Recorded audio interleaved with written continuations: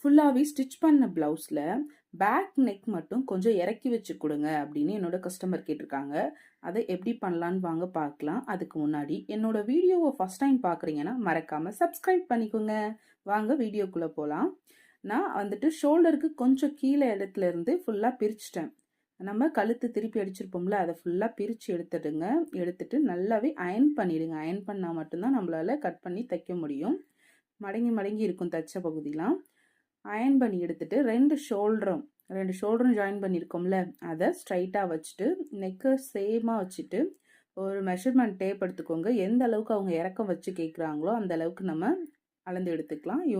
என்னோட கஸ்டமர் நான் ஸ்டிச் பண்ணதை விட ஒரு 1/2 இன்ச் மட்டும் இறக்க வச்சு கேட்டாங்க. ஸோ நான் 1/2 இன்ச் மட்டும் அளந்துக்கிட்டு அதுலேருந்து ஒரு லைட்டாக கர்வ் மாதிரி வரைஞ்சிக்கோங்க. மேலே வரைக்கும் போவே கூடாது, கீழே மட்டும்தான் லைட்டாக கர்வ் மாதிரி வரைஞ்சிட்டு அதை அப்படியே நம்ம கட் பண்ணி எடுத்துக்கலாம்.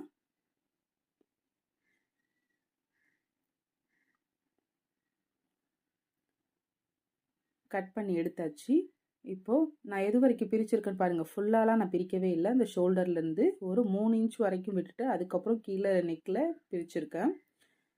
நம்ம இதை நல்லாவே நீங்கள் அயன் பண்ணி எடுத்துக்கோங்க. அயன் பண்ணால் தான் நம்மளுக்கு ஸ்டிச் பண்ண ஈஸியாக இருக்கும். ஏன்னா நம்ம ஆல்ரெடி ஸ்டிச் பண்ணதாக இருக்குல்ல, அது ஒரு மாதிரி சுருண்டுட்டு நிற்கும். அயன் பண்ணி எடுத்துட்டு ஃபுல்லாக நம்ம 1/4 இன்ச் கேப் விட்டுருப்போம்ல தையலுக்காக, அதை ஃபுல்லாக நம்ம ஸ்டிச் பண்ணி எடுத்துக்கலாம். சேம் அதே தான், நம்ம எப்போதுமே நம்ம நெக் எப்படி அடித்து திருப்போம். இது வந்துட்டு நார்மல் பைப்பிங், நார்மல் ப்ளவுஸில் அது. இது வந்துட்டு ஆல்ரெடி நான் ஸ்டிச் பண்ணி கொடுத்துருந்தேன். ரொம்ப நாள் ஆயிடுச்சு, என்கிட்ட அந்த கிளாத் இல்லை. ஸோ லாஸ்ட்டாக உள்ளதுக்கு மட்டும் கொஞ்சோண்டு நான் எக்ஸ்ட்ரா ஒட்டு போட்டுக்கிட்டேன்.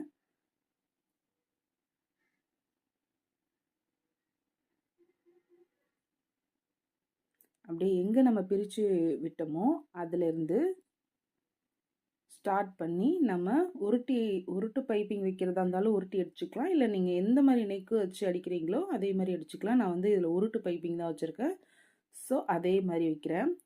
நெக்ஸ்ட்டு நான் வந்துட்டு இந்த உருட்டு பைப்பிங் வீடியோ போடுறேன், கண்டிப்பாக பாருங்கள். ஏன்னா நிறைய பேருக்கு இந்த உருட்டு பைப்பிங் வந்துட்டு கன்ஃபியூசனாகவே இருக்கும். நார்மல் ப்ளவுஸில்